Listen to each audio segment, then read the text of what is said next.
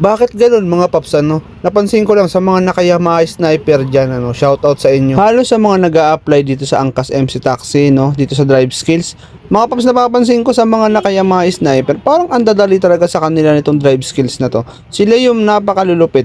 Manual pa yung mga motor nila, partida pa yan ha, pero sila yung ano, kadalasan pumapasa talaga.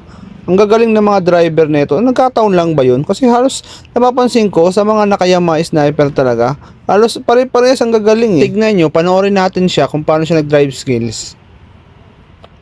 Galing to mga paps. Galing ano. Tamang control lang sa preno ang ginagawa nito.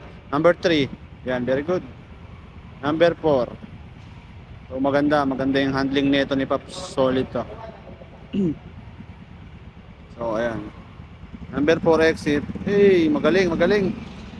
Ito mga Paps, oh. Pansin ko sa mga naka-sniper talaga, maraming mga galing. Very good. Magaling. O di ba?